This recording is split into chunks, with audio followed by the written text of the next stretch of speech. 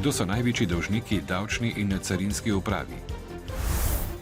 Kdo bo financiral sanacijo plazov? V Mariboru se je mudilo 600 študentov iz Evrope.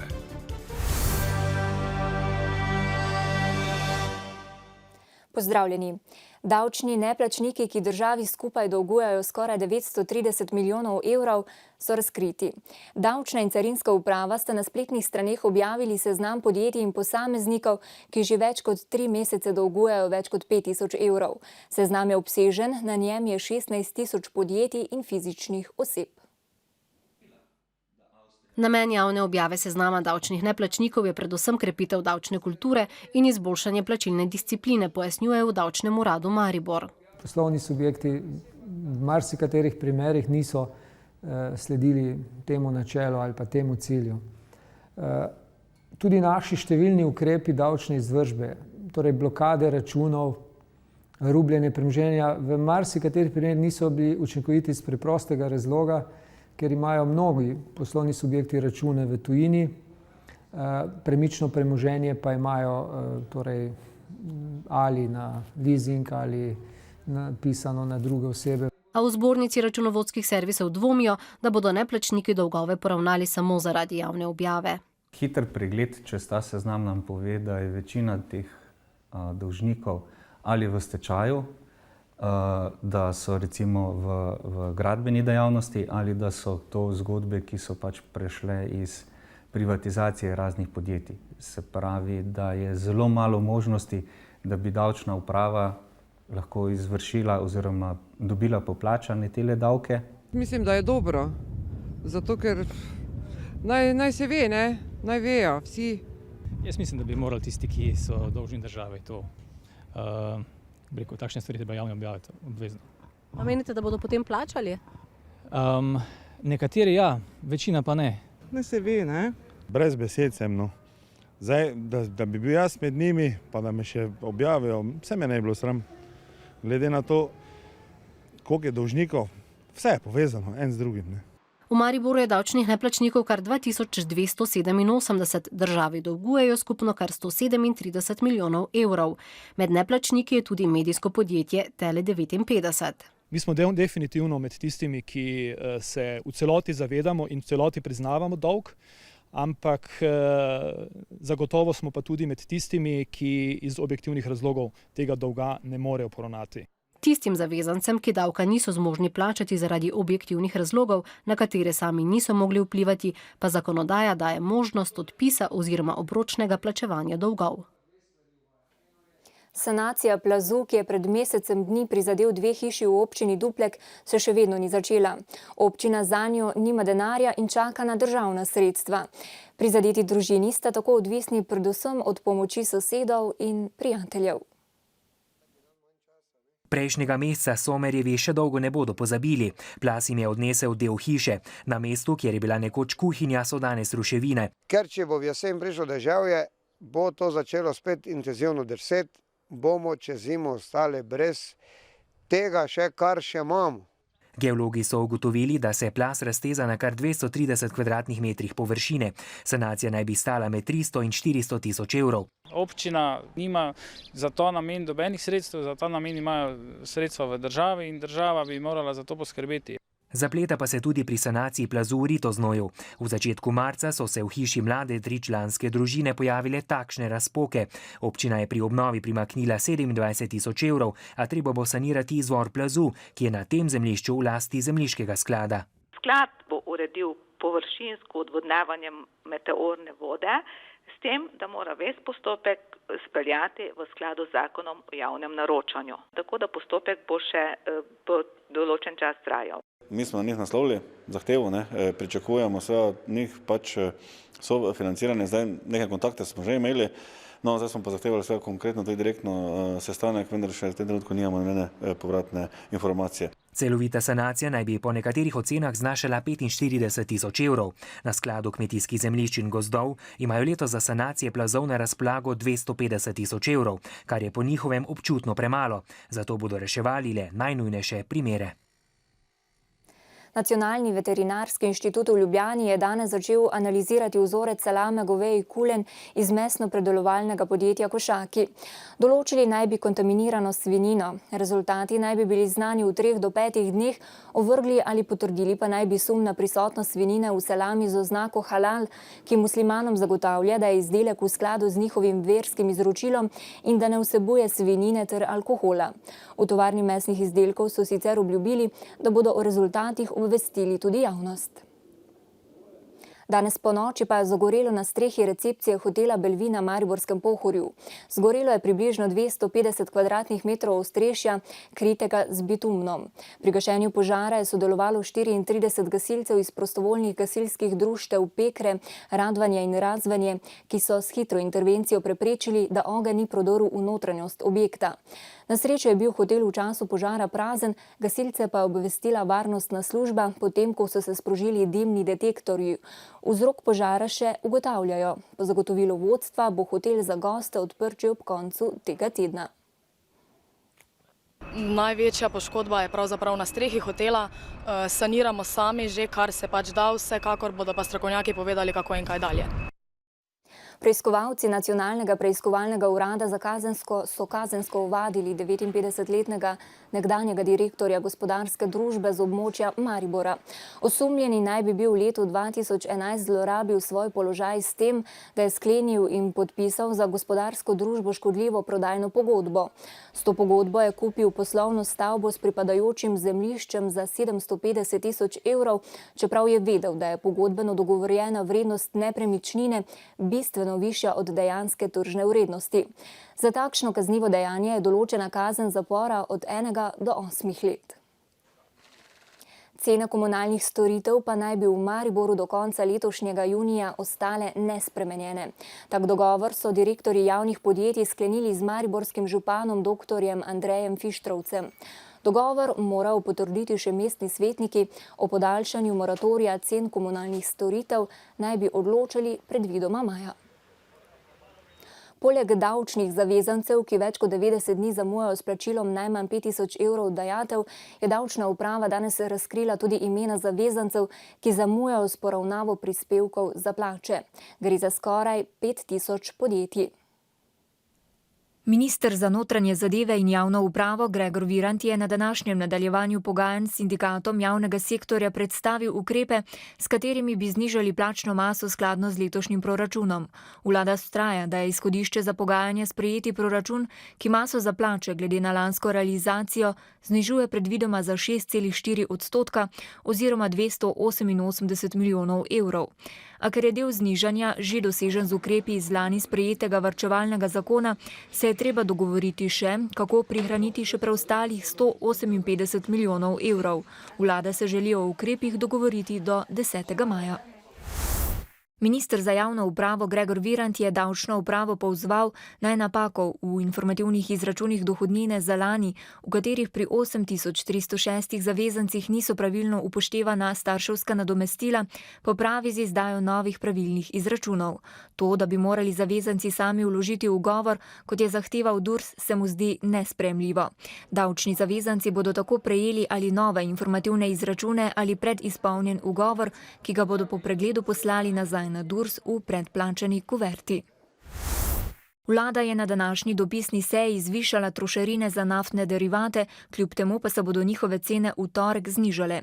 Liter neosvinčenega bencina bo cenejši za več kot 2 centa, dizla za skoraj cent, kurilnega olja pa za nekaj več kot pol centa. Na finančnem ministrstvu ocenjujejo, da se bo zaradi zvišanja trošarin v državni proračun steklo za 1,77 milijona evrov več javnofinančnih prihodkov kot doslej. Mariborsko študentsko društvo Erasmus študentske mreže je gostilo letno generalno skupščino, najpomembnejši mednarodni dogodek te organizacije. Gre za največjo interdisciplinarno in prostovoljno študentsko združenje v Evropi. Srečanje je uradno odprl tudi predsednik države Borut Pahor. V Maribor, ki letos nosi naziv Evropske prestolnice mladih, je prišlo okoli 600 študentov stare celine. Ob skupščini so pripravili tudi Jungle Day, dan priložnosti z največjim unisejmom v Evropi. Predstavilo se je več kot 400 univerz iz 36 držav in tudi 20 podjetij iz Slovenije in tujine. I want to go out in Europe to have my master's, so this was a very great chance, opportunity to find info. Market is very helpful because now you really see which universities participate in the Erasmus program and the student network. Lani, ko smo kandidirali za organizacijo te generalne skupščine, smo kandidaturo dobili napram Dunaju in Milanu, kar je bil kar velik uspeh. Erasmus mreža namreč združuje 29.000 mladih, ki vsako leto skrbijo za okoli 160.000 tujih študentov na izmenjavi. We have strong relations with institutions and other stakeholders and are considered a reliable and trustworthy partner in the field of student mobility and international education. Program Erasmus bo v tej obliki deloval še do konca leta. Čeprav Uniji zanj zmanjkuje denarja, si mladi želijo, da bi v prihodnje na izmenjavo lahko odhajali tudi izven Evrope. Even due to the crisis, we have to maintain financial sources, this network to go on, because it is extremely important for the future of our continent. Tudi več 100 mladih udeležencev skupščine je oblečenih v barve svojih držav po Mariboru simbolično zakorankalo v boljšo prihodnost. Da bi knjiga zares postala otrokova najboljša prijateljica, pa se na osnovni šoli Vojnik že nekaj let trudijo na prav poseben način. Večmesečni projekt, v katerem so šolarji spoznavali zgodbe o Petru Nosu, avtorja Primoža Suhodolčana, se je končal pretekli konec tedna. Otroci razredne stopnje so imeli noč branja in so lahko prespali v šoli. Šolarji so komaj dočakali popoldne, da so se lahko vrnili v šolo in si v razredih postlali postelje. Bolj ko se je bližal večer, bolj je naraščala napetost ob obisku znanega pisatelja otroške literature. Jaz sem bil sicer prvacje, ampak to je bilo že pred davnimi časi. Takrat pa so še dinozauri letali. Primož Suhodolčan je medtem, ko je odgovarjal na številna vprašanja otrok, spretno prepletal vlogo pisatelja ter svojega hudomušnega in znamenitega junaka Petra Nosa.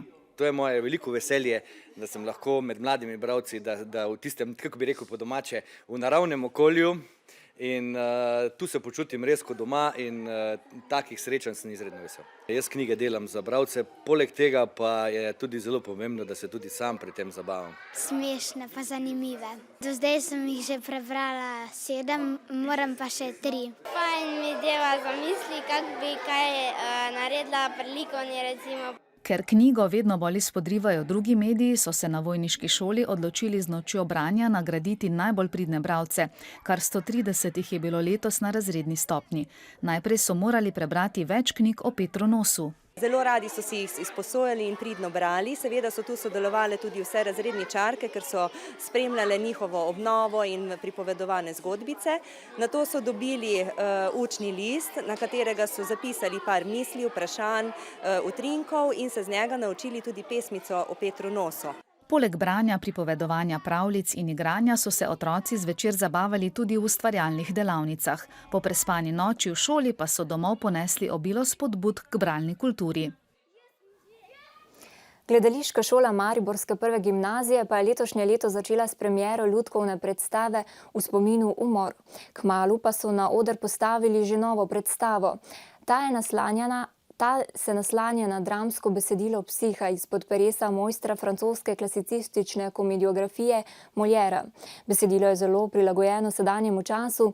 Režiser predstave pa je tokrat prvič Matjaž Malc, sicer strokovni sodelavec za gledališko dejavnost pri Javnem skladu za kulturne dejavnosti.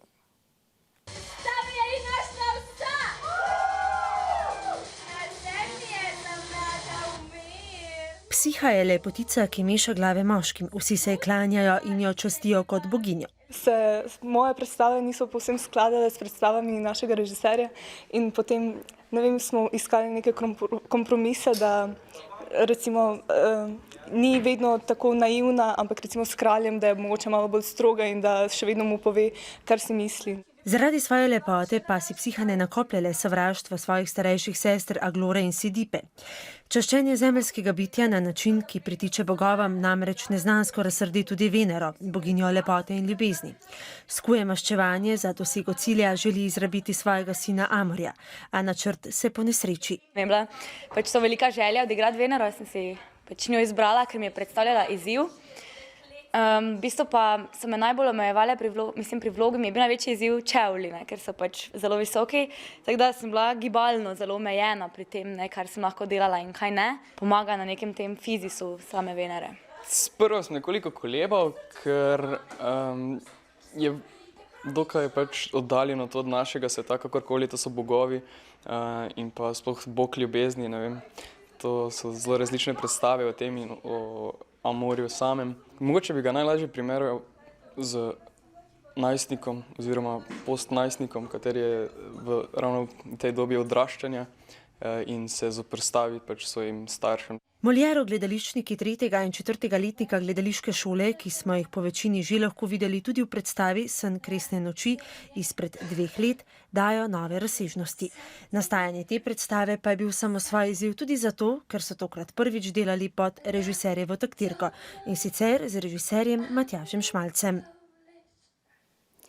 4 kroge pred koncem košarkarske lige za prvaka so si Novomeščani že priigrali nastop v polfinalu državnega prvenstva. Na 6 tekmah so dosegli 6 zmag. Blizu polfinalu so še Ljubljančani in Mariborčani, ki imajo po 4 zmage. Preostale 3 ekipe, Tajfun, Zlatorog in Helios, ki so bile v krogu poražene, so pred težko nalogo, saj bo v zadnji del tekmovanja napredovala le ena izmed njih. Čeprav so o 5 porazih zmagali le v Domžalah, so bili Laščani prepričani, da so sposobni ugnati Mariborčane, ki so na domačem terenu zabeležili serijo 6 porazov. Povrhu vsega so jih košarkarji Zlatoroga v dvorani Tabor premagali že januarja. Vendar tokrat dileme o zmagovalcih ni bilo. Igralci v belih dresih so v celoti nadzirali potek dogodkov. Razloga ne vem, v dobrem stanju smo bili tudi dobro razpoloženi, skozi teden dobro se pripravljali, pametno trenirali. V bistvu sveži prišli na tekmo. In verjetno psihološko breme je bilo preveliko. Nikoli nismo v tej sezoni izgubili 2 tekmi zapored in tudi v tem primeru se to ni zgodilo. Znači, celo prvenstvo nikoli po porazu smo vedno zmagali. Ko je bilo potrebno, so zadeli iz razdalje. Če so zgrešili, so bili uspešni v skoku. Precej zadetkov so dali tudi pod košem. S tekočo igro so mariborski igralci v drugem polčasu razbremenili svojega trenerja. Trenersko delo nikoli ni lahko, zgleda mogoče s tribune lahko, drugače pa sigurno bi si želel več takih tekem, ampak šport je šport, žoga je okrogla. In zato, ker je okrogla, upajo na vkljub le eni zmagi na napredovanji tudi v Laškem. Kolikor želimo iti v polfinale, rabimo dobiti obvezno tekmo s Šentjurjem, ta je v sredo in to je za nas ključna tekma sezone. Zdaj, kolikor to dobimo, potem smo še v igri. Ob tekmi v Laškem bo zanimivo v Novem mestu. Vsaj tako obljubljajo vijoličasti, ki v tujih dvoranah igrajo bolje kot v domači. Krke še nismo, pa tudi mislim, da bomo šli kar tja tudi na zmago. Tako da, če se že peljemo na tako dolgo pot na Dolenjsko, mislim prav je, da gremo tudi tja po skalp. Če drugi prihajajo k nam, pa če smo vse skalpe vzeli, mislim, da je prav tudi, da gremo na Dolenjsko po zmago. Mariborčani potrebujejo za vstop v polfinale še eno zmago. Po Novem mestu bodo v naslednjem tednu 2 tekmi odigrali doma. Najprej proti Heliosu in nato proti Unionu Olimpiji. Tudi v nogometnem državnem prvenstvu prehajajo v končnico oziroma v zadnjo četrtino tekmovanja. Mariborčani so na dobri poti do ubranitve naslova, saj imajo pred drugo uvrščenimi Ljubljančanimi 11 točk prednosti. V 27. krogu so z 2-1 ugnali Novogoričane. Goričani v belih dresih so še 4. v tej sezoni izgubili proti Mariboru. Tokrat so si v Ljudskem vrtu sicer prvi priigrali priložnost. Od živce je bil uspešnejši Handanović. Zatem so prevzeli pobudo vijoličasti. V 14. minuti je Fajić po protinapadu našel Milca, ki je poskrbel za že 14. gol Maribora proti Gorici v sezoni. 15. je sledil v 31. minuti. Mes ga je podal iz kota, med strelce pa se je vpisal branilec Argus. Razmerje moči na igrišču je spremenila izključitev mariborskega priložnostnega kapetana Ibrahimija v 54. minuti. Sodnik Žnidaršič mu je pokazal rdeči karton, ker naj bi bil v dvoboju namerno udaril Mbido. Mi smo imeli do te 54 minute res vse pod kontrolo, bili boljši tekmec, vodili z 2-0, nasprotnik je bil nemočen. Drugi polčas smo se dogovorili, da gremo bliže gole, bolj napadati in nam je tudi uspevalo. Vendar moramo biti bolj konkretni, če hočemo recimo nositi točke. Res, da so imeli priložnosti po izključitvi tudi Mariborčani, a Gorica je v drugem polčasu prisilila domače v težave. Gledate zamujeno priložnost Bremca. Gostom je sicer uspelo znižati zaostanek. Prav Bremec je bil natančnejši v 85 minuti. Vseeno so Mariborčani vpisali 3. zaporedno zmago. Gostje pa 3. zaporedni poraz, čeprav so v Ljudskem vrtu poskušali do konca. Poglejmo še na tuje. Ciper bo olajšal postopek pridobitve državljanstva za tuje vlagatelje, ki bodo skladno z dogovorom o mednarodni finančni pomoči izgubili več kot 3 milijone evrov. Sedaj pa v Grčijo. Mednarodni posojilodajalci so ocenili, da je Grčija napredovala pri izvajanju reformnega programa in z državo sklenili dogovor o sprostitvi novega obroka posojila v višini 8,8 milijarde evrov. Pogajanj, ki so med tako imenovano trojko in Grčijo potekali od marca, so se tako uspešno končali. Začasni venezuelski predsednik Nicolás Maduro je s tesno večino zmagal na nedeljskih predsedniških volitvah v Venezueli. Njegov tekmec Enrique Capriles pa zmage Madure, ki ga je pokojni venezuelski predsednik Hugo Chávez izbral za svojega naslednika, ne želi priznati. Sodišče je svetovno znanega turškega pianista Fazila Saja zaradi bogoskrunstva, svojimi tviti naj bi žalil islam in muslimane, obsodilo na 10-mesečno pogojno kazen, saj meni, da gre za politično gonjo proti njemu. Avstralsko-britanska raziskava razkriva, da se poletni let na Antarktiki tali 10-krat hitreje kot pred 600 leti in najhitreje v zadnjih 50-ih. Raziskovalci so izvrtali 364 metrov dolg vzorec ledu na otoku Jamesa Rossa na severu najmanjše celine, s pomočjo katerega so izmerili temperature na območju v preteklosti. Znanstveniki so s pomočjo debeline teh slojev ugotavljali, kako je kopnel sneg in kako so se spreminjale temperature na preiskovanem območju zadnjih 1000 let. Pred 600 leti je bila temperatura za okoli 1,6 stopinje nižja kot konec 20. stoletja. Tudi nas čakajo toplejši dnevi. Jutri bo delno jasno z občasno povečano oblačnostjo. V severni Sloveniji bo možna kakšna manjša ploha. Najnižje jutranje temperature bodo od 2 do 9, najvišje dnevne od 18 do 23 stopinj Celzija. V sredo bo sončno z občasno zmerno oblačnostjo. V četrtek bo pretežno jasno, še nekoliko topleje bo. Vabljeni, da torej čim več prijetnih pomladnih dni preživite v naravi in seveda tudi v naši družbi. Hvala za pozornost in nasvidenje.